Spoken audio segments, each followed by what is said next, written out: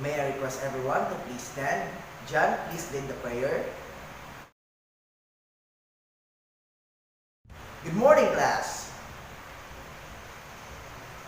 How are you today? So you may now take your seats. So may I request the class monitor to please check the attendance for today? Yes, thank you. Class, before we proceed, I have some class rules that I want everyone to follow in order for us to have a productive discussion and a wider understanding about our topic for today. Everyone, read.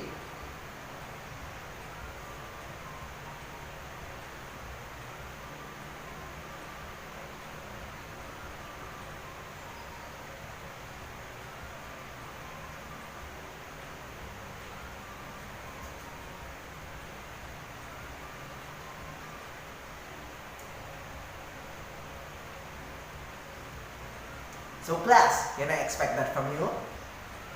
That's great. So last week class, we discussed about oxygen carbon dioxide cycle. So now, who can tell me what type of gas does the animal need in order to survive? Yes, Joy. Yes, Joy, you're correct. Now, who can tell me what type of gas does a plant absorb? Yes, Mark. Yes, Mark, you're correct. So this time, class, we will have a game called Follow the Next Station. But before that, let me divide the class into two groups. In my left side, this is the group 1, and in my right side, this is the group 2. All you have to do, class, is to follow the instruction in each station. The first group to finish all the station will be our winner for today. So, am I clear, class? So class, in a count of 3, get ready. 1, 2, 3, go!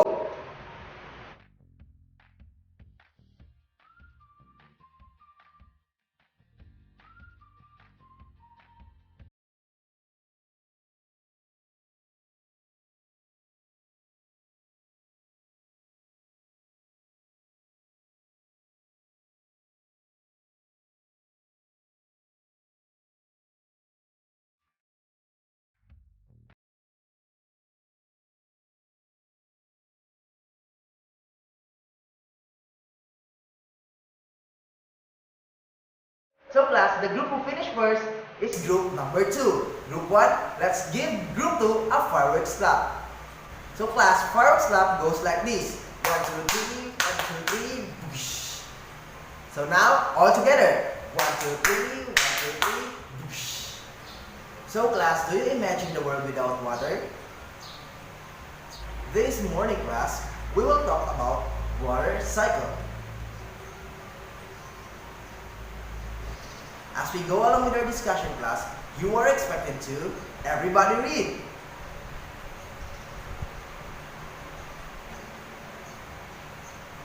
Very good. Before we proceed, class, let us define first these following terms you need in order for you to have a wider and a clearer understanding about our topic for today. Everybody, read.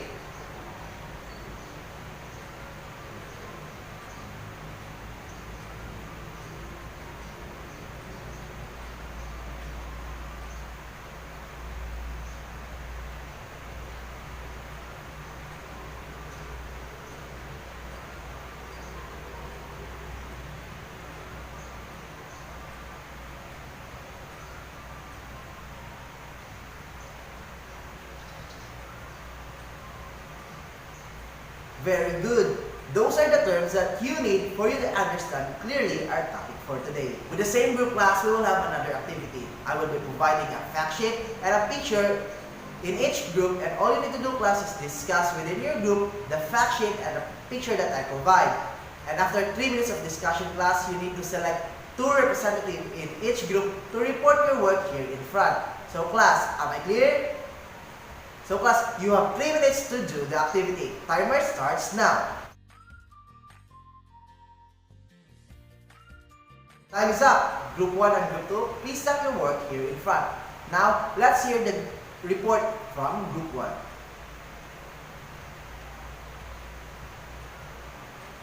Excellent, Group 1. Now, let's hear the Group 2. Very good, Group 2. Now, give yourself a big round of applause. You all did a great job. Basically class, all your ideas regarding water cycle is correct. And it is right class that when the solar energy warms the Earth's surface, water evaporates from oceans, rivers, and lakes, turning the water into invisible gas called water vapor. This process class is called evaporation. And class, as the water vapor rises in the sky in the higher altitude class, it collects together and forms a cloud. This process class is called condensation. And class, as the cloud turns heavier, it releases water into a form of snow, hail, or rain. This process class is called precipitation. When the water from the sky falls into the ground and collects into the river, lakes, oceans, or river, then this process is called collection. And class, as the sun hits or warms the earth again, the whole cycle repeats again. So again class, liquid that turns into gas is called evaporation. And gas to liquid is called condensation. And when the water falls from the sky, it is called precipitation. And when the oceans, rivers, and lakes collects water, it is called collection. So class, is there any question regarding water cycle? Since you have no questions class, I need 4 volunteers to label the 4 parts or stages of water cycle here in front. Yes, Albert, Joy, Mark, Jay, please come here in front.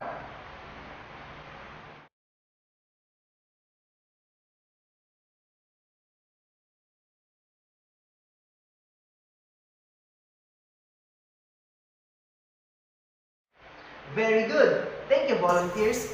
All of their answers are correct. Now class, we will have another activity in the same group. All you need to do class in each group is to draw the stages or the process of water cycle. And below of your drawing classes, you need to write the importance of water. And class, you will be graded through this criteria.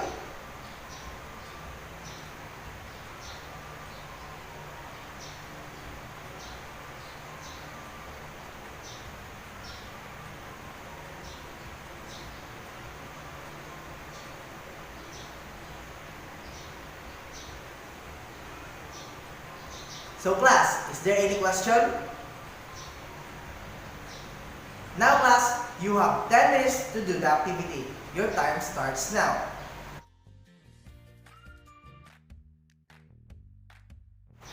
Both Group 1 and Group 2 class did a great job for this activity. But Group 1 class got 19 points because they submitted their work after the given time. And Group 2 got the perfect 20 points. So congratulations, Group 2. Since we discussed about water cycle class, what do you think may happen without water? Yes, Pedro. You're right, Pedro. Now, who can tell me how can we help to conserve water? Yes, Joy. You're right, Joy. Now, who can tell me what are the 4 stages or processes of water cycle? Yes, Bernie. You're right, Bernie.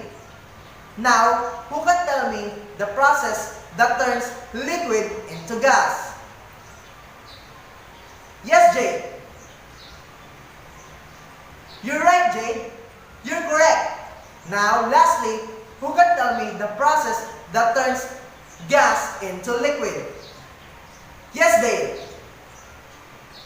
Yes, Dale, you're correct. So class, is there any question or clarification regarding our topic for today?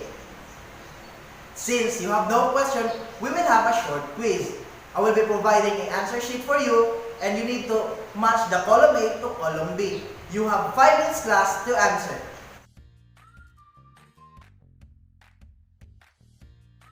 Time's up. Please pass your papers into the center aisle. So class, for your assignment, in a 1/2 crosswise sheet of paper, I want you to research about the impact of human activities to the ecosystem. So that's all for today. Goodbye, class.